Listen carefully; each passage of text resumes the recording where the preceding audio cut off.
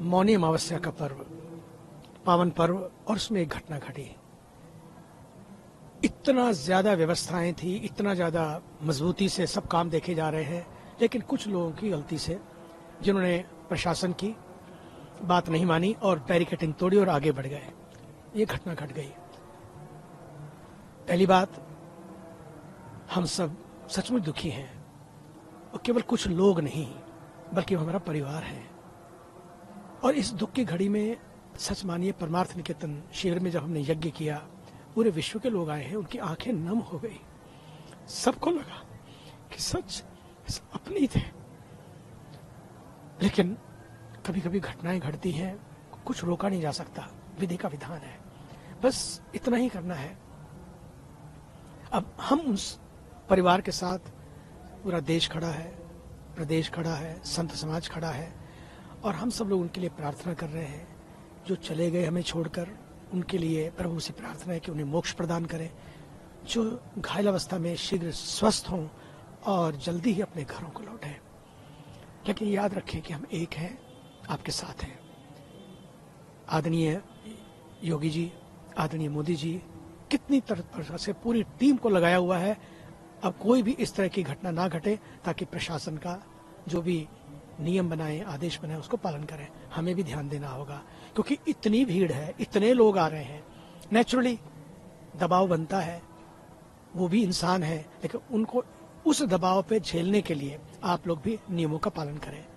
दूसरी बात जो बहुत महत्वपूर्ण है, मैं आपको बता देना चाहता हूं, मैं इस देश की आस्था को, श्रद्धा को प्रणाम करता हूं। सच में कितने लोग अभी भी स्नान कर रहे हैं, लगातार स्नान कर रहे हैं, और अखाड़ों ने जो किया, मैं उनको भी नमन करता हूं। उन्होंने दिखा दिया कि अखाड़ा सचमुच जब भी इस देश पर आपदा आई, साथ खड़ा हुआ है। उन्होंने कहा नहीं, इस बार का स्नान पहले संत नहीं, पहले सब भक्त समाज करेगा, और फिर शाम को जाकर उन्होंने किया। मैं वंदन करता हूं सभी अखाड़ों को।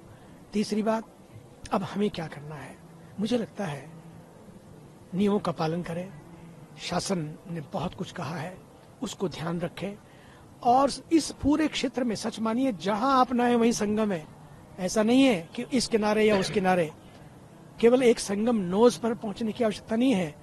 अपने भारत की नोज को बचाए रखने के लिए सच मानिए, आप अपने दिलों में संगम का ध्यान करते हुए जहां स्नान करें, इस बार का संगम सचमुच आपको मोक्ष प्रदान करेगा, आपको शांति प्रदान करेगा, तनावों से मुक्त करेगा, पुण्य प्रदान करेगा, पापों से शुद्धि प्रदान करेगा। और फिर मैं ये कहना चाहता हूँ अंत में कि जितने भी लोग हैं, अभी भी शहरों में कितने लोग रुके हैं, आना चाहते हैं, लेकिन क्योंकि ज्यादा भीड़ है, मैं तो चाहूंगा जो विद्यालय हैं, विश्वविद्यालय हैं, स्कूल है, अस्पताल है, उनको खोल दो, ताकि चलते चलते लोग जब थकते हैं, उनको और कुछ नहीं चाहिए, थोड़ी सी बैठने की जगह चाहिए। इसलिए यही काम हमें सारे पंडालों को करना चाहिए। परमार्थ निकेतन भी अपने कई सारे प्रोग्राम रद्द कर दिए, कैंसिल कर दिए, और यहाँ पर आप देखेंगे दिन में भोजन कर रहे हैं, और रात को कथा पंडाल में जब आप देखेंगे, आप सोच नहीं सकते कि किस तरह से लोग सोच रहे हैं। एक कोने से दूसरे कोने तक, अंदर बाहर सब जगह सबको कहा है। प्रशासन ने बहुत अच्छी सुविधाएं बनाई हैं, शौचालय बाहर बने हुए हैं, स्नान संगम में करें, और ध्यान और शयन यहाँ बैठकर हम लोगों के टेंटों में करें। मैं सबसे प्रार्थना करता हूँ, आज यही समय है, ये संगम का ये प्रयाग बार बार नहीं आएगा, ये मौका बार बार नहीं आएगा। सभी दिल खोल के सबको रुकने की करें, ताकि कुछ क्षण बैठकर लोग आराम कर सकें। और साथ ही साथ मैं तो ये भी कहना चाहूंगा, कई लोग नैरेटिव बना रहे हैं, मैं तो कहता हूँ भारत की ये तीर्थ यात्राएं, यहाँ तो कड़ाके की ठंड भी नहीं है। पहाड़ों पे जब मैं तो पहाड़ों से आया हूँ, चारों धामों से आया हूँ, वहाँ कितनी ठंड पड़ती है, गलन होती है, चढ़ाई भी नहीं चढ़नी। ये तो प्लेन प्रयागराज का सारा क्षेत्र है, चलते ही जाना है बस। उसमें भी अगर रुकने की जगह मिलेंगी तो लोगों को अच्छा लगेगा। हम क्या करें, ये नैरेटिव को सफल ना होने दें कि देखिए आप मानसरोवर की यात्रा 52 किलोमीटर की यात्रा है, ब्रज की यात्रा देखें, वृंदावन की यात्रा देखें, वैष्णो देवी की यात्रा देखें, बद्रीनाथ केदारनाथ की यात्रा देखें, चारों धामों की यात्रा कहाँ नहीं है। इसलिए हम सबको मिलकर ये ध्यान नहीं देना है कि चलना पड़ रहा है, चलते चलो चलते चलो। ये आपके जीवन को सचमुच एक ऐसी गति प्रदान करेगा, शक्ति प्रदान करेगा, ऊर्जा प्रदान करेगा, उमंग उत्साह प्रदान करेगा।